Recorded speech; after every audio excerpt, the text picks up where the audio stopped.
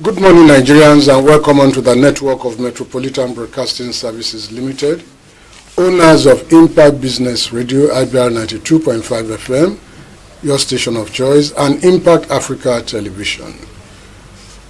We are live on air this morning to bring you our usual current affairs program, Insight.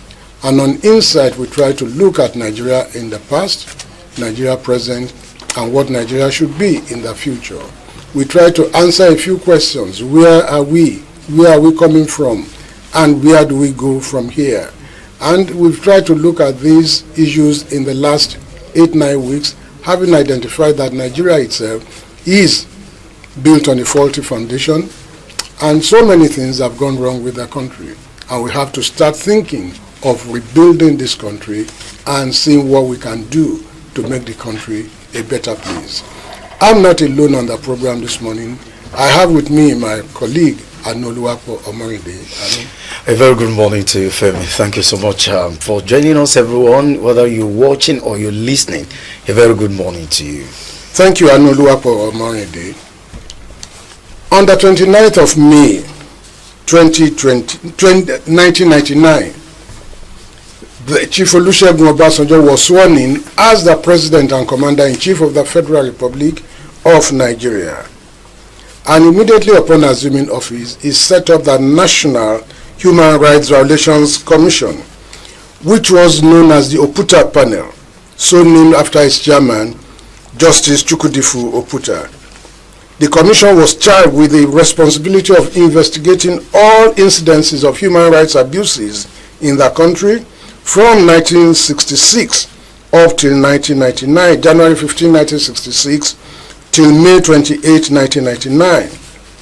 The panel was to identify the people and institutions responsible for the violations, assess their effects on the victims, and also recommend appropriate measures to be taken to redress such injustices and ensure that such do not happen again. The Oputa panel was to look into the perceived injustices that came even after the Civil War 1967 to 1970, and also look at all the aberrations that occurred in the country with the various military regimes in the country, particularly the Babangida and the Abacha regimes.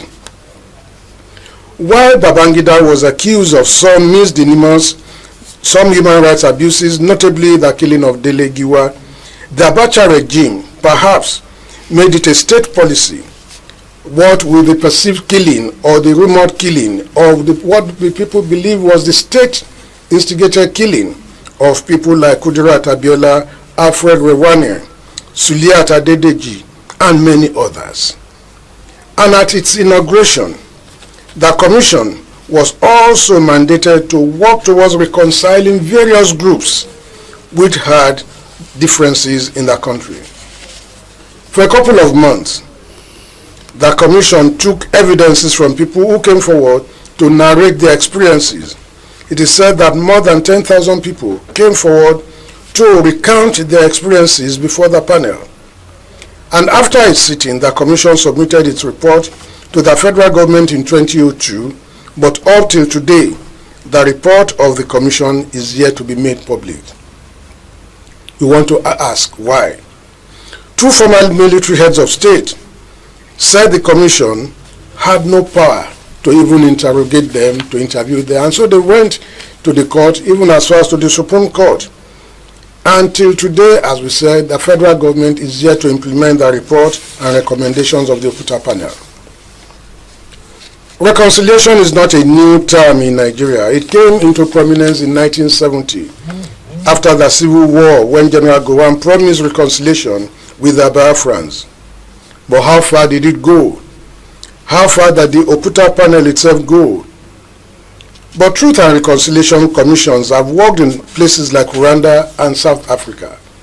Why is it not working in Nigeria? In Rwanda, for example, reconciliation was achieved after 26 years of genocide. The 1994 genocide, which began on the 7th of April, saw to the killing of not less than 700,000 Tutsis who were murdered by the Hutus But today, they are living together in harmony. How did this come about? The genocide was carried out by some military personnel as well, and some ethnic militias. And since the genocide, the government introduced different levels of intervention to promote reconciliation. How did it do it? We also have the same situation in South Africa. When the Mandela regime came up, and it ensured that there was reconciliation. In South Africa, for example, shortly after the collapse of apartheid, the Truth and Reconciliation Commission was set up with the aim of unifying the entire country and rebuilding the country. And it had the theme, healing the nation, healing the people. How did they do it to achieve that national reconciliation? How was it possible that reconciliation was made in Rwanda and in South Africa? The Oputa panel submitted this report in 2002. Up to today, that report is still in the cooler somewhere in Nigeria. Why is it impossible to have national reconciliation in Nigeria? Why is it impossible to have something like a national rebirth in Nigeria? That is the focus on Insight this morning. And on the program we have with us, Dikin Owolabi Oladejo. You are most welcome, sir. Thank you. Thank you so much for joining us. And Mr. Laolu Abogunloku. Thank you. Thank you for coming on to the program, sir. Looking at national reconciliation, do we really need a Truth and Reconciliation Commission in Nigeria? Dikin Owolabi Oladejo. Surely we need that and more. Why? Nigeria is big. And the number of diverse ethnicity, religion, and whatever is as well huge. And thus is the impact. You will recall that the last time Nigerians came together ordinarily the proper way was 1950 to say this is what we want. Right? Those guys finished their job in 1950. That became 1951 Constitution, McPherson Constitution. Now, today, if Nigeria is to move forward, we need a Rebirth Commission. A National Rebirth Commission. To do what? Wow. You just spoken about Truth And Reconciliation. Commission. Yes. The National Rebirth Commission will not just look at truth and reconciliation. It's taught T-U-R. Truth, unity, and then reconciliation. You can arrange it whichever way. There must be a component in National Rebirth Commission, a deliberate effort to understand why we are fighting each other. To speak the truth to To ourselves. speak the truth to ourselves. And to ask, if we have to come together in unity, what do we need? On what terms? What are the terms? And to ask, how do we reconcile these differences? Ordinarily, there is nothing wrong in you thinking differently from me. But we can as well sit down and say, look, under these terms, right, we will work together. Until and unless we have a National Rebirth Commission that is deliberate to look for ways for us to live together, we may not achieve it. You are talking about Rwanda. Maybe we'll get to that. What's the history of Rwanda?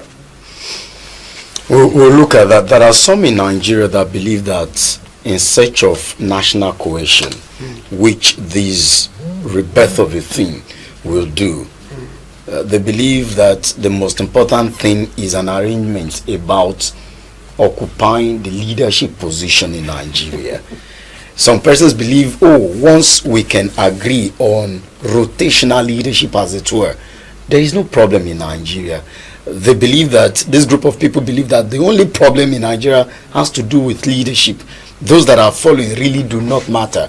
Once the ethnic tribe is given the opportunity to lead, there is no problem. Does it go beyond that? Far. In fact, it's insulting to the people to want to reduce our issues to issues of leadership. Leading who to where? Leadership is a concept that presupposes there is a goal, there is a place we are going. And I believe you are better qualified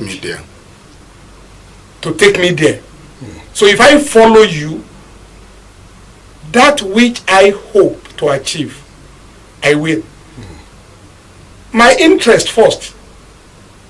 Your interest first. Before we now talk of, it's an aggregate of interest that leadership will follow. But once you reduce it to turn by turn Nigeria Limited, you will always get the same result. Why do you need to lead? Essentially, my welfare. How do I eat? How do I feed? It's as basic as that. My health, my education. How does that come into turn by turn?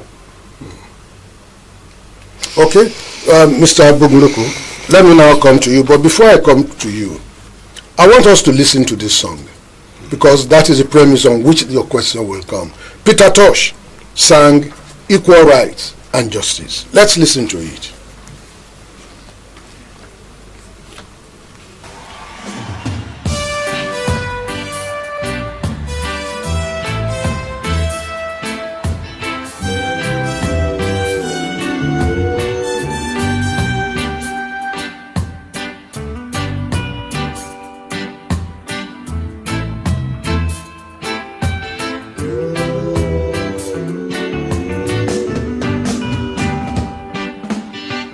Everyone is crying out for peace. None is crying out for justice. I said, everyone is crying out for peace. I say, none is crying out for justice. But there will be no peace till man gets equal rights and justice. Yeah, equal rights and justice. Oh, yeah. Equal rights and justice. Equal rights and justice. Everybody want to go up to heaven, I say, hey. Nobody want to die.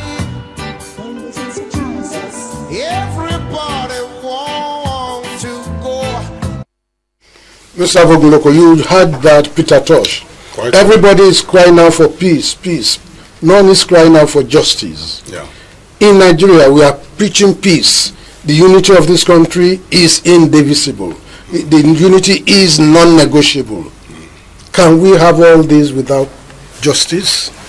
Well, first of all, I want us to really ponder on the true meaning of rebirth. Yes. Is rebirth the same thing as being born again? Because some people will say, when you want to translate it in Yoruba, Atunbi. Is it the same thing as the Christian born again thing? No. Rebirth, Yoruba will say, Taba bini atwara eni bi. Rebirth means let us go to the foundation. You are now living your life But how did you come into being in the first instance? You go back to the root. So if you are talking of justice, fair play, how did we start?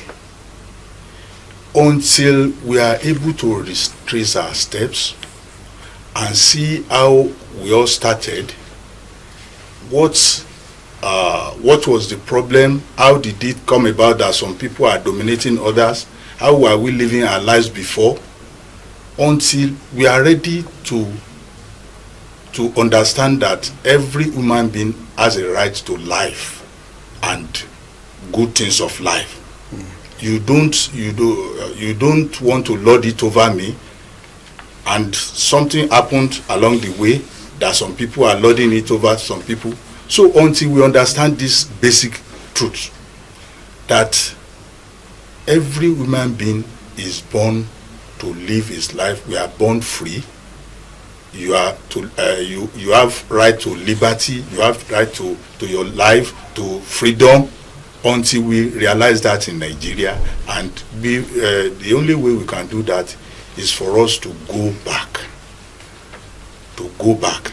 because like we are talking of Obasanjo, panel and all the rest. I believe we will have to go back further than that before we can receive justice in Nigeria. Okay, I could remember that. Wait. Okay. You know, for example, now there are some people. There's something in the news now. In some state, somebody is saying, "I'm an Oba and not an Emir," and some people are saying, because you are not calling yourself Emir, you are not going to receive your salary. The person is, "I'm a Yoruba." And Yoruba, we don't know anything about emirship, which means they've been living their life in a way before, and now some people are now trying to impose certain things on them. Until we go back to such, and we now see, are we going to stay together this way? Do we agree to stay together? Am I comfortable with the system? Am I comfortable to live with you? All these are the things we are talking about. Okay, on one of the episodes or edition of Insight, Dickin hinted at a National Rebirth Commission. I think we should just go into it and set a template. We've agreed now that national rebirth is imperative. You hinted at a particular template, the commission.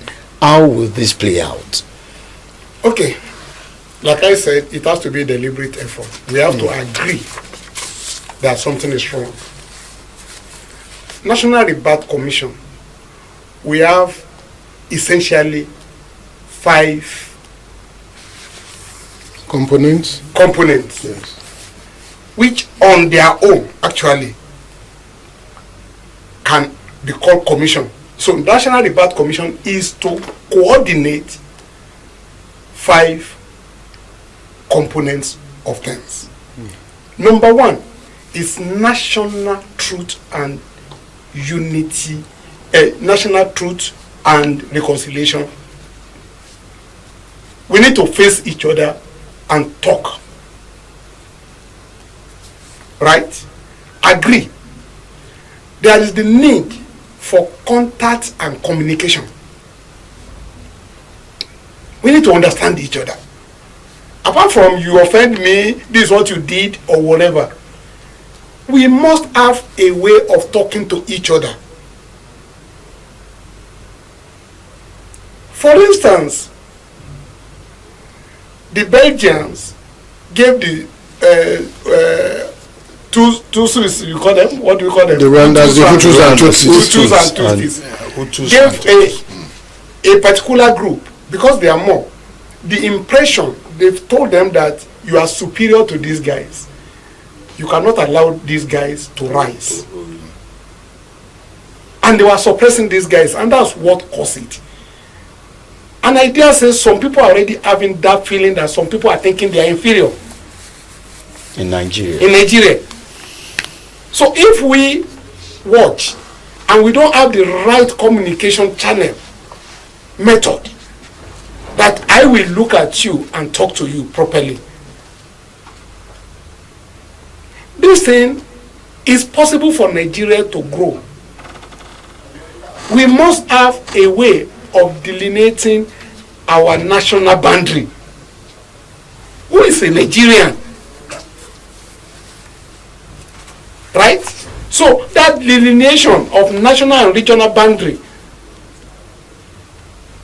right? We have an issue, Osho, Oyo, Ogun, Kaduna, whatever, that even our boundary is an issue. You can't move forward permanently looking back at who is chasing you. No. So that is on its own.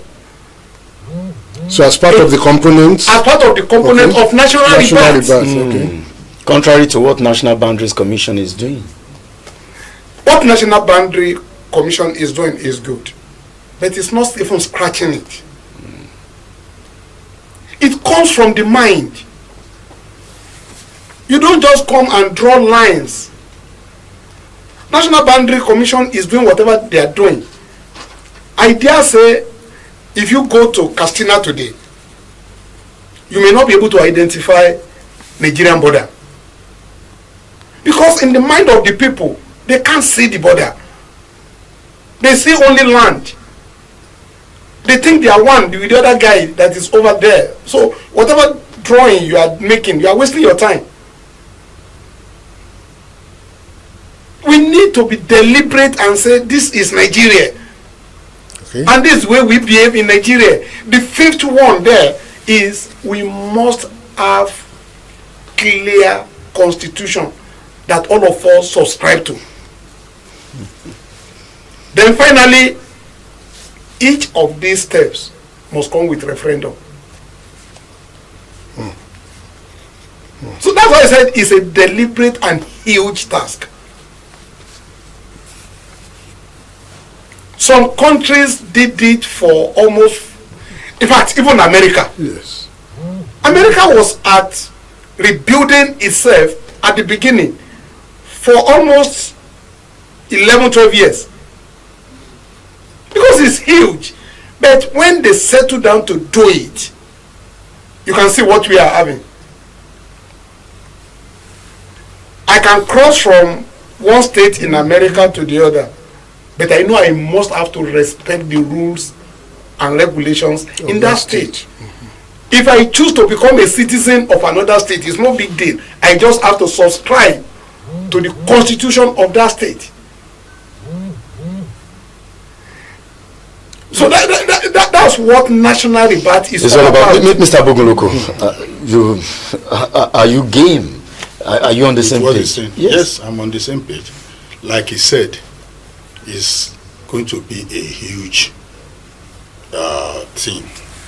And I dare say if our politicians are, especially those who are in power now, if they will view this thing in a positive manner, it will serve them well.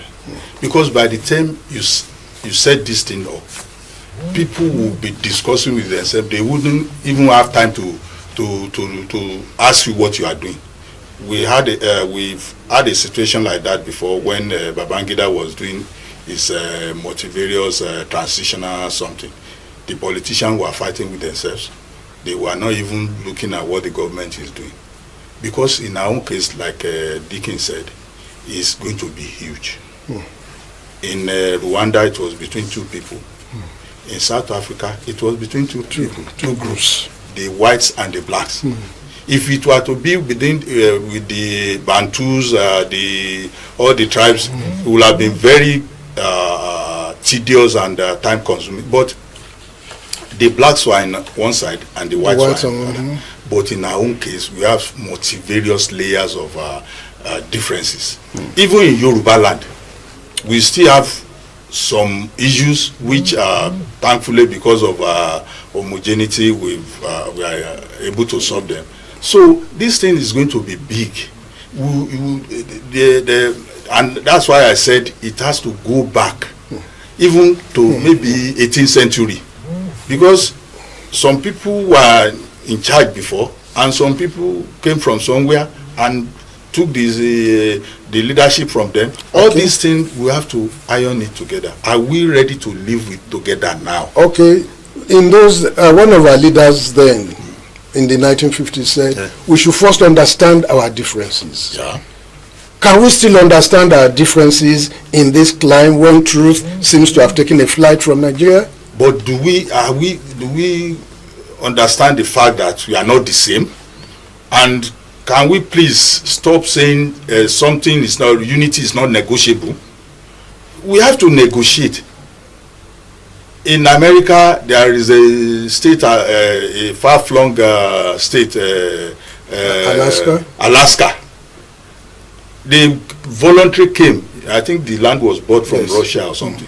There you have Hawaii, which is very close to the Filipinos. So it has to be voluntary. We know we are not the same in culture, in the language. Of course, language is part of culture, religion, and everything. We are not the same. But if you can respect my own culture, my own belief, and I respect yours, we have to reach a compromise. It's not that you have to impose yours on me. Okay. And because the system allows you, you continue dominating. Dickin, did the 2014 confab not try to look into this and solve some of these issues? No. Almost everything we are doing, we've not seemed to appreciate the fact that essentially we are different. And the best way to drive on a road, whether the road is good or bad, is maintain your lane. Go where you are going. Let me go where I'm going. There won't be accidents. Right? Most of the people that bring these confabs together have preset agenda. This is not negotiable.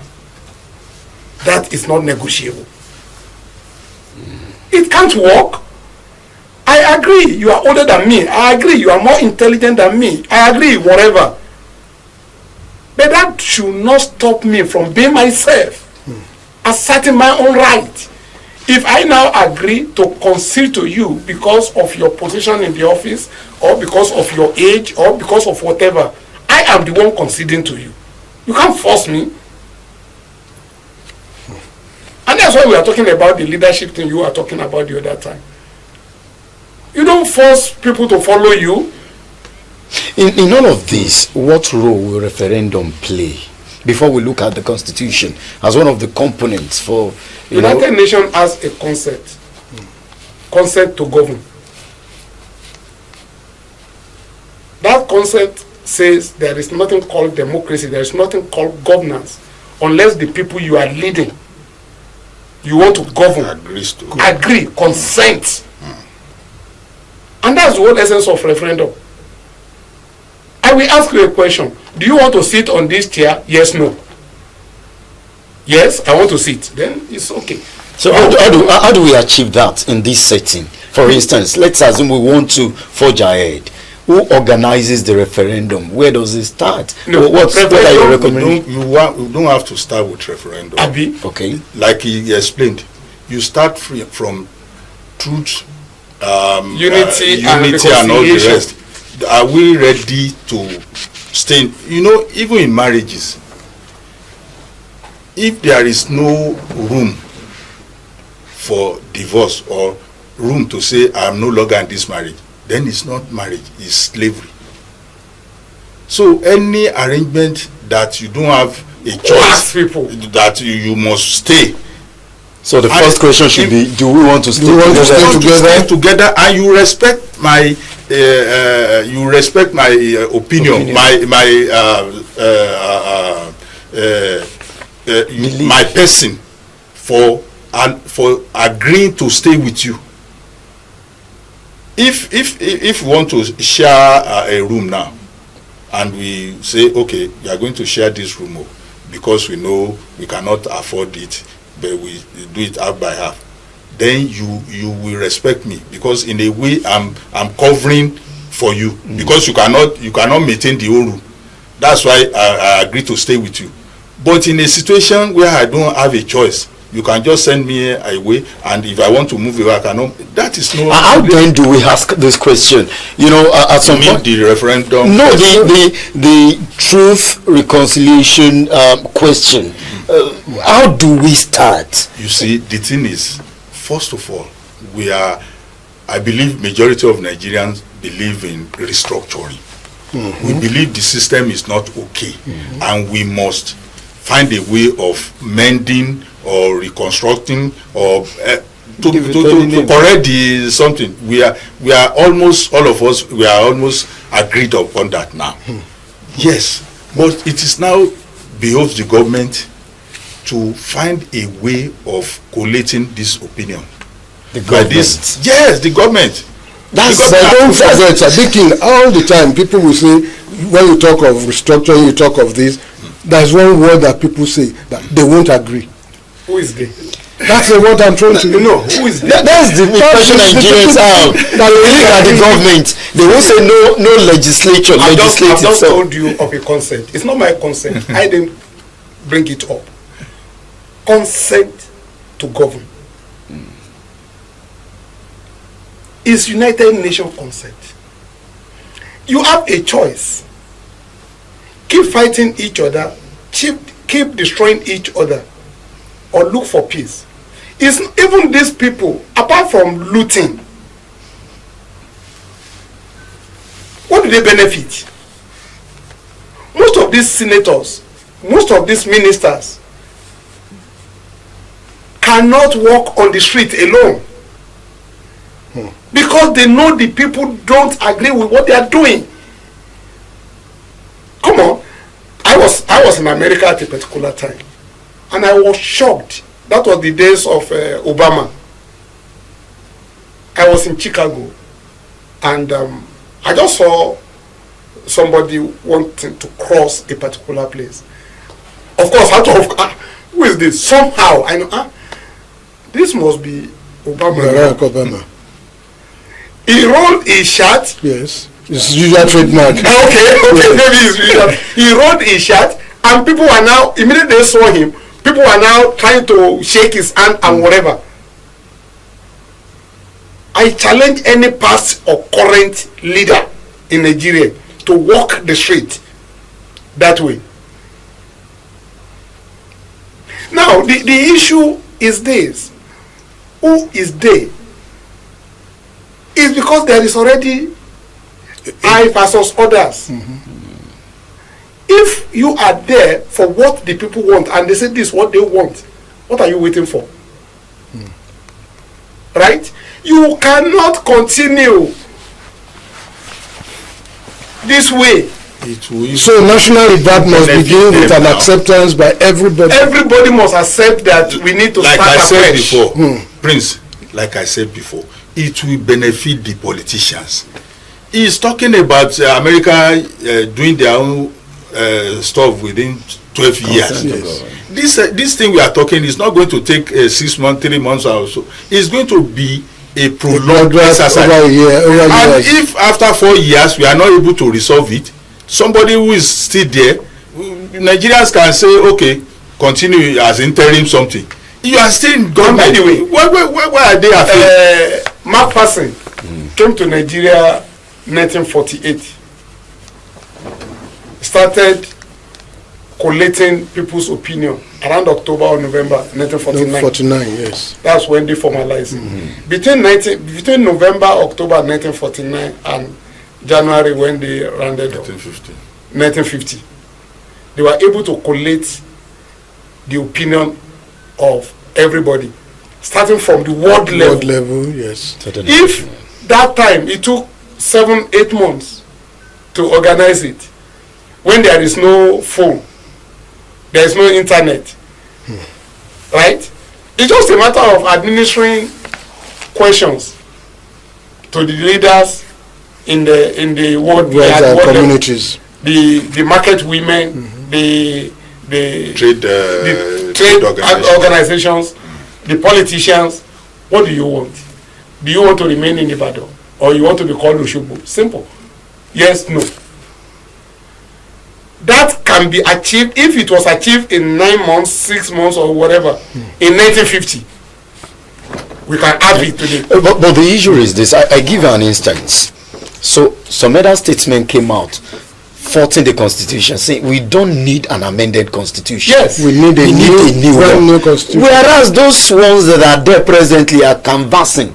You know, they are trying to mobilize people to support an amendment to the 1999 constitution. These are the people you would think should take the charge. For those who are old enough, all the shout of We didn't agree with him. how many people voted against him? When they were talking of free education, I mean, that's not for this thing. I read articles of people Even in that said it's not possible. yes. I'm not talking of anywhere. Even in Kenya. I don't want to be mentioning names. There are people that will never vote for Awolowo during his days, even in Ikene. But today, the free education that the man did against all odds is normally against all odds. Tinubu will do well today.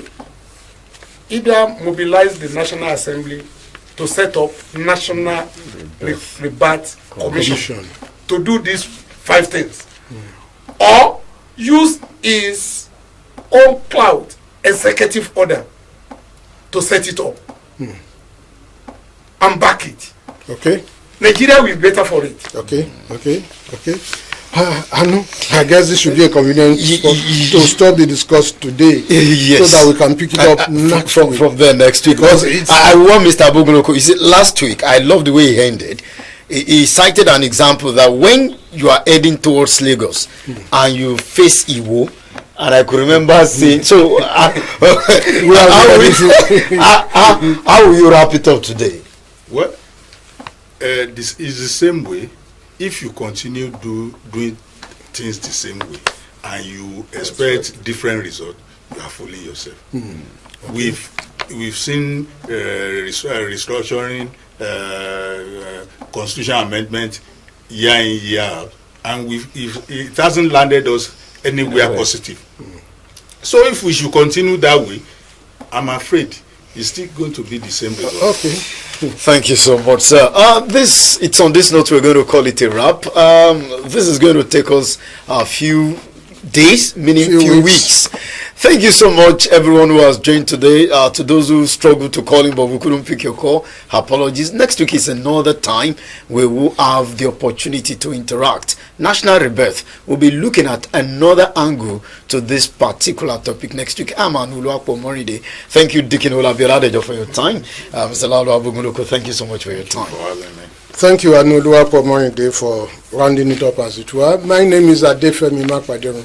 We'll see you next week as we continue this discourse on National Rebirth and the setting up of a National Rebirth Commission. Thank you so much for tuning in, for watching and listening. Once again, my name is Adefemi Makpaderon. We thank our backroom staff, our producers, our engineers for everything they've done to ensure a seamless transmission. Thank you so much. We bless you. See you next week.